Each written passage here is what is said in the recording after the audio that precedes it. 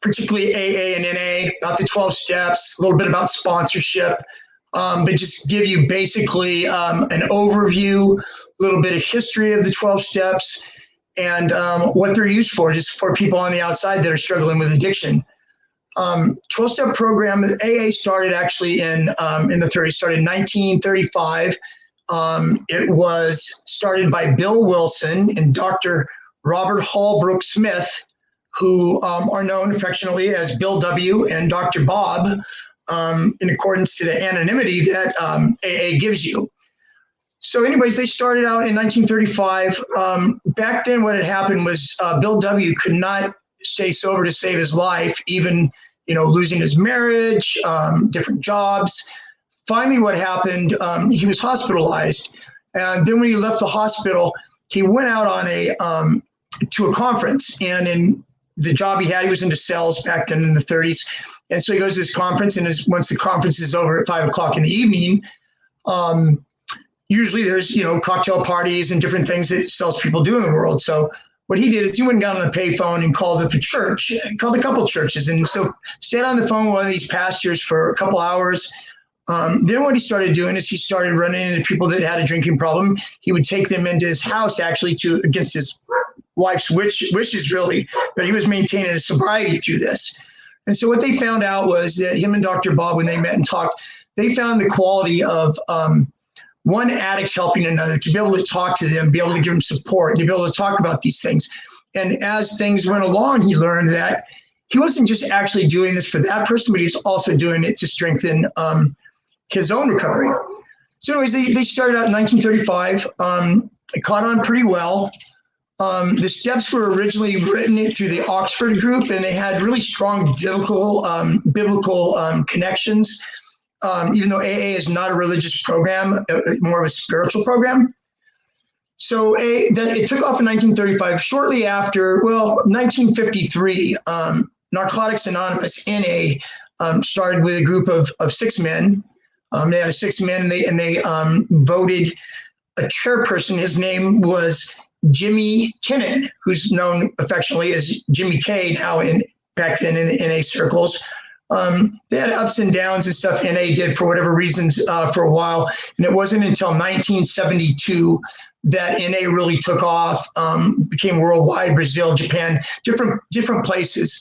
Now they are on 170 countries and written language, 90 languages it's written in, the big book is.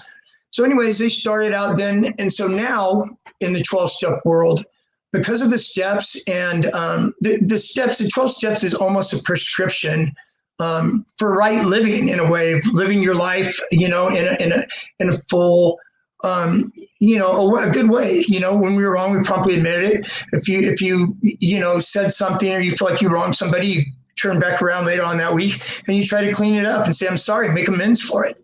And so I think that's why the 12-step programs have been so successful. Since they started, and because of their success, they've crossed over. Now we have Overeaters Anonymous, Gamblers Anonymous, Sex Addiction Anonymous. We have all these anonymous groups basically sharing a couple traits. The 12 steps, they might be a little bit different, but pretty much the same, as well as fellowshipping and, working through different various addictions. So anyways, I'm going to go over the 12 steps briefly with you right now, just to touch on them. Step 1 was we admitted we were powerless over drugs and alcohol and that our lives had become unmanageable. It's just basically getting to a place to where you admit that you do have a problem, admitting it, in addiction and in treatment centers and stuff. One of the very first things that you got to break through with a client is their denial. We hold on to this denial just to hold it. Once we get through the denial and you're able to say that my life is unmanageable, then you're at a place where you could start. Step 2 is we came to believe that a power greater than ourselves could restore us to sanity. So basically what that is that it lets us know that it's not me. I tried it my way and my way didn't work. So let me reach out and think of something other than myself. Then that. Step 3 was we made a decision to turn our lives in the care of God turn our lives over to the care of God as we understood Him. You'll notice that through 12 steps in different programs, when they mention God, it says followed by as we understood Him. So it's kind of what our viewpoint is. I know that they've had acronyms as far as God goes in 12 steps of AA or NA. Use words like group of drunks or good orderly direction. Basically what it is we want to look at something that is beyond us, other than us. So spiritual step. Step 4 is one of the steps that is really hard for some people to do because it makes you sit down. I remember sitting down and writing out my 4th step. And when I was writing out my 4th step, it was hard for me because I had to really go back, and the way I did it in a chronological order. So what I would do is, I started using when I was 17 years old, and then from using my experience of using in criminal activity, just all the damage I did in my life started pretty much back then. And so I had to write down, stuff that I did, things I didn't feel good about, and make this long, exhausted list of it. And so after doing that, then you had to share it with God and somebody other than yourself. And that's usually done with a sponsor. I'll touch on sponsorship here in a minute in regards to what a sponsor, what do you look for in a sponsor, what a sponsor really is, and how to work through that. So I'll touch on that in a minute. So step 6 is we were ready to have God remove all of our defects of character. And so basically what this is that it gave us a chance then, it's our old behavior brought us down the road in our addiction. And so we have all this old behavior, all these things, all these old habits, all these ways of thinking that were bad, negative, that made me live the kind of life that I did. And so basically it's trying to get rid of those old behaviors and start to clean up the mess that, I started. Step 7, I call 6 and 7 the spiritual steps because they're similar to step 3 in the fact about them being spiritual. So step 7 is humbly ask God to remove these defects of character from us. So basically, as far as recovery goes and working the steps and, trusting God and getting out of our own way, humility is so important. I shared my testimony February. This year was February 15th, Saturday, February the 15th, and I believe it still gets restreamed. And so if you haven't saw it, it'd be great if you want to go back there and you want to look at it. I'd love to share my story with you. I would love to share my life with you, all for the intent of reaching out and helping and assisting. And, as we go along, you get to know me. I'm going to have these weekly talks on Wednesdays at 6 o'clock. So we can get to know each other through time. Anyways, you can go back there and you can take a look at it and you'll learn a little bit more about me and my journey. But anyways, I was talking about humility, and when I was sharing last time, a lot of people think that humility or being humble, humility is something that's humiliating. And it's not. What it really is humility is not thinking less of yourself. Humility is thinking of yourself less often. So, it's just, if I was able to give somebody a trait in recovery, first thing I probably would give them would be being able to be humble, being able to be teachable. Step 8 is we made a list of all the people that we had harmed and became willing to make amends to them.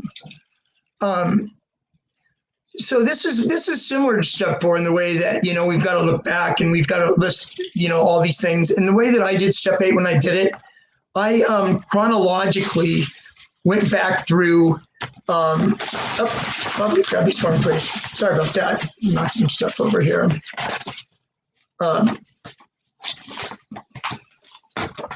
Yeah, start it here. Okay. So anyways, I'm sorry about that. I dropped some stuff around here. Step 9 is taking that list of people. And what I was saying was as I went on, you know, step eight was very it was very similar to me to step 4. But the only difference is that the list that we made and the people that we hurt and the harm that we did, in step 9, we actually put, you know, boots on the ground. We put, you know, things in motion to where we were able to go back and make amends to these folks. I was trying to think in my testimony that somebody that lived next door to me back when I was using this, is probably in the early 80s, broke into their house, sold their toolkit, take the toolkit, go down and hawk it, get money, go buy dope. And I mean, this is one of probably 100, you know, different things that I've done in my addiction. I had no boundaries. I didn't really have no remorse. I was going to use. And so what I would do is I would get money the only way I could, and that was go rip people off.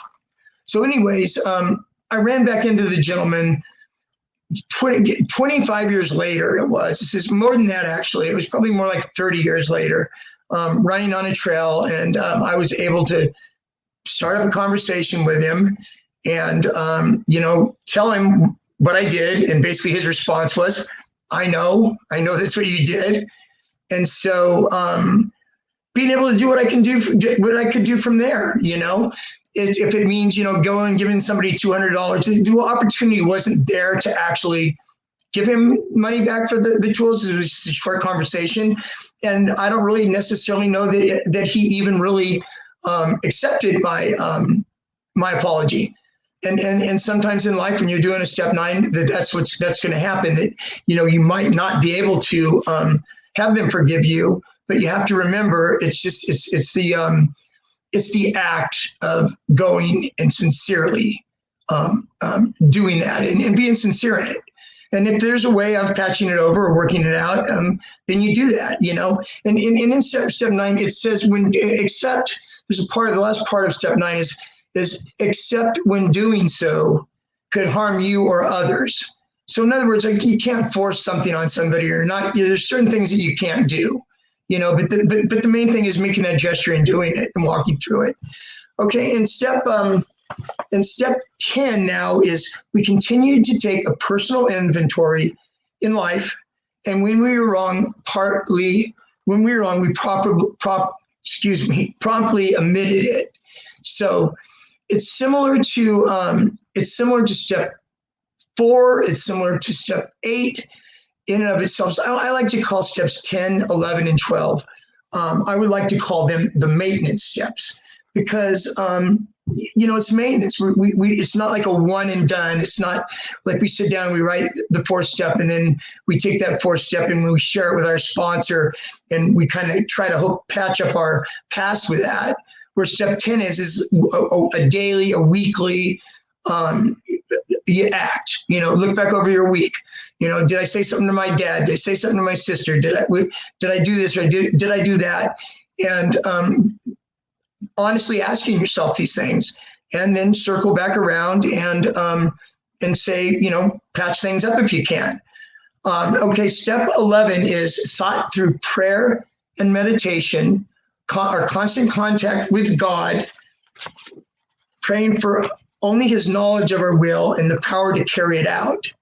So I work in a treatment facility right now. So I'm able to, you know, help other people. It's, you know, knowledge to carry it out, you know. So it's like I said, it's a maintenance step. It's a step where you're in contact, you know. Prayer, for me, it's prayer.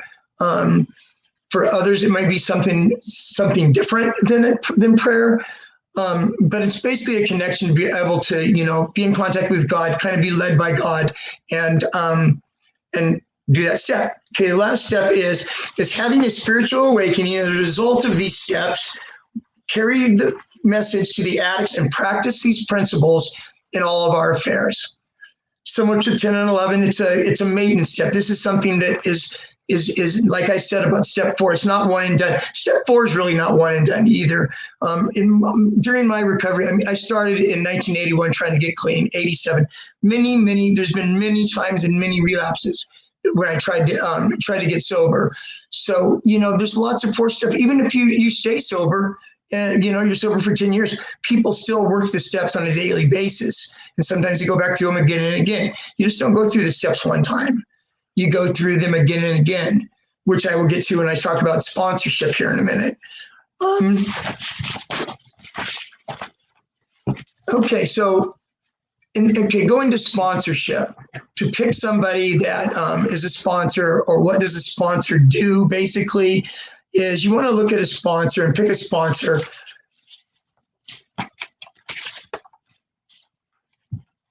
You want to pick you want to pick a sponsor by, listening to his share, watching him in meetings, talk to people. How many people does he know? Stuff like that. Somebody that you're attracted to that could help you. And part of their thing is when you get a sponsor, they actually have sponsorship meetings you can go to. When you start going to 12-step meetings, I would recommend that you go to a sponsorship meeting. And what that is in the beginning of the meeting, people will raise their hands basically and say that they're willing to sponsor. So there might be 8 people, there might be 10 people that are available as a sponsor.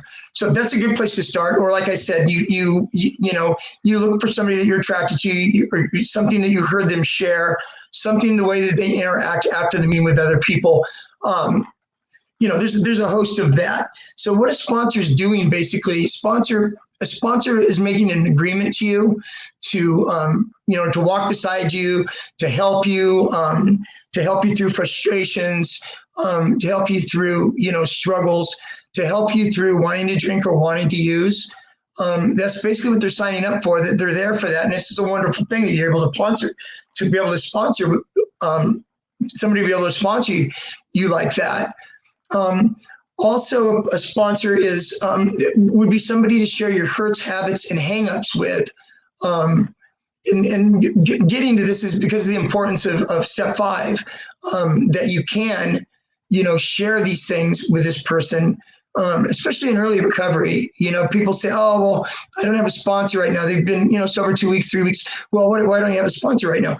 I just don't feel like, I've met the right person yet. What is the right person, or something you could look for, is what I'm saying. I'm telling you what sponsors do. But the thing is in early recovery, your first couple of weeks, you need somebody there beside you to help you, to be able to talk to you. They're basically agreeing, when they become your sponsor, to be available to you when you're going through these things. And so anyways, that's part of what they're for. And in doing this and sharing these things with your sponsor basically is also saying to you that he's willing to keep, what you're sharing with him confidential, keeping your anonymity to where you don't know this. And so anyways, I would suggest getting a sponsor in your first week or 2 of recovery, at least to have somebody guide you and show you the process. A sponsor also would do, the thing about a sponsor is like I was saying, you see somebody that, you're attracted to, and you kind of find that out by seeing how they interact with other people at meetings and stuff. And so once you do get a sponsor, I would look somebody that has several years of recovery, somebody that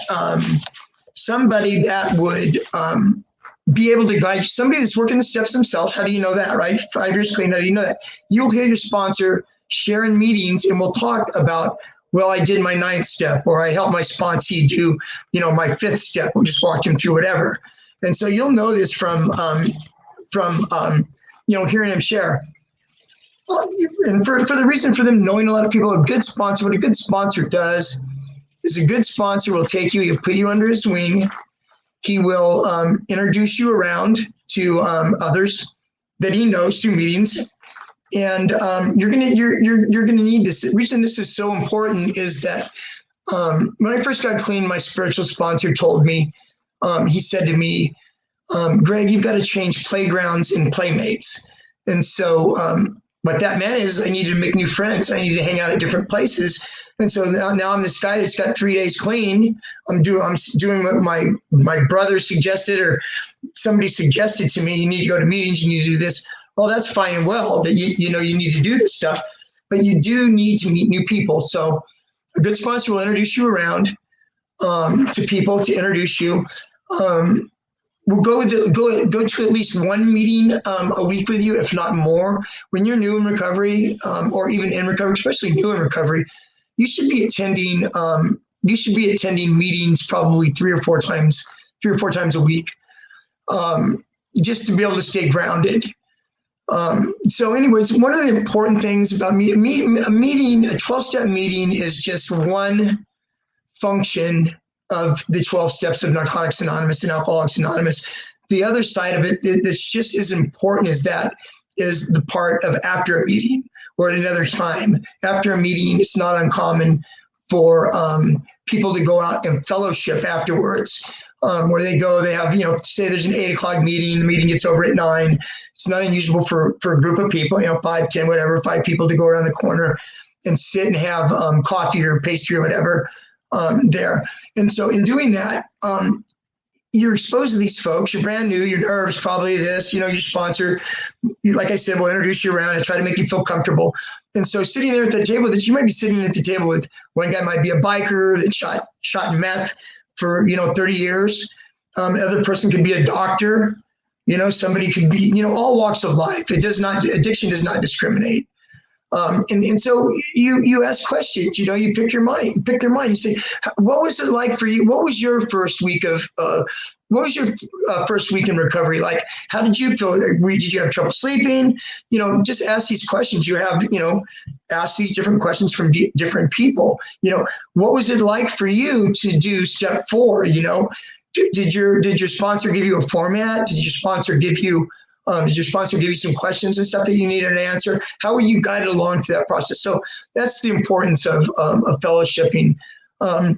Also, with the 12-step involvement, there's different things, different activities you can do. They have clean and sober bowling leagues.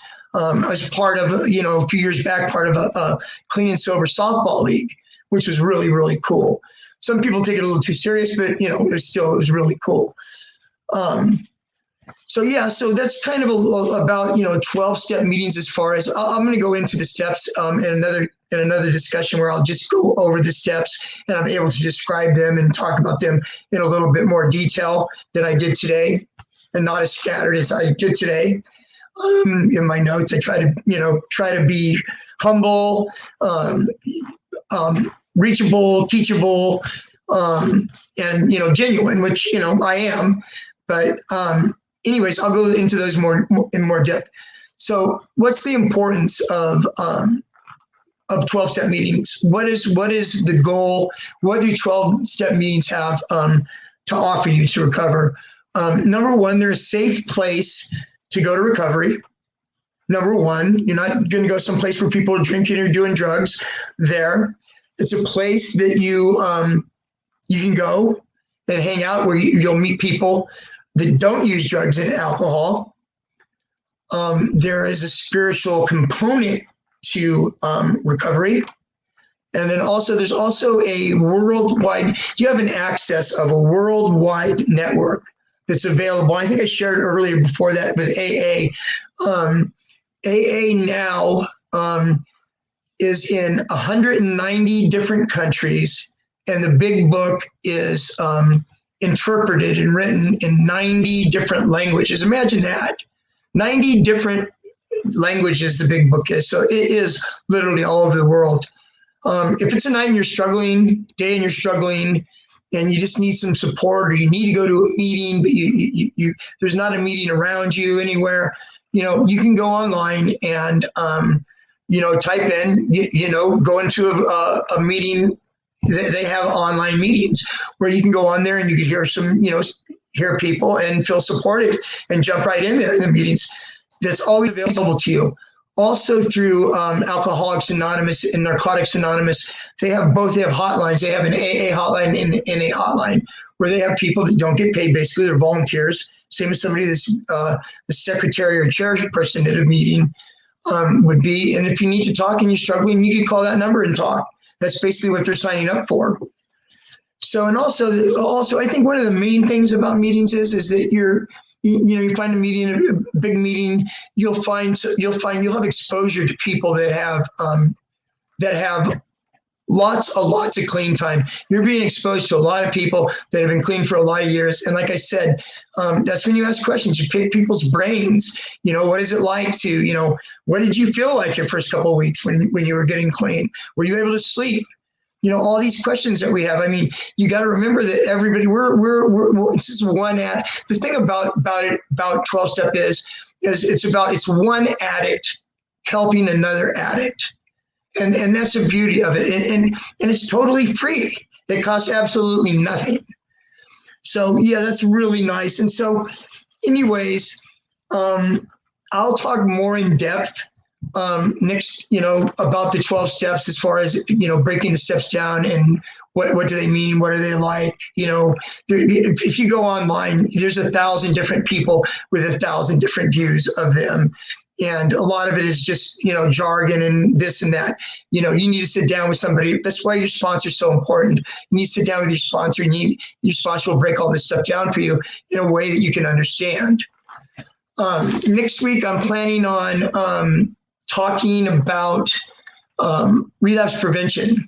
So we'll go in a little bit about triggers, coping strategies, different things that you can use to walk you through times that you might think are slippery. So next week, I will see you at 6 o'clock next Wednesday. Thanks.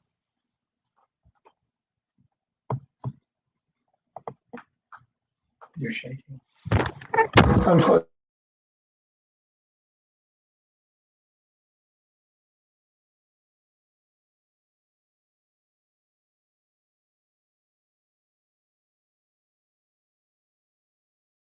Craig, we have lost you.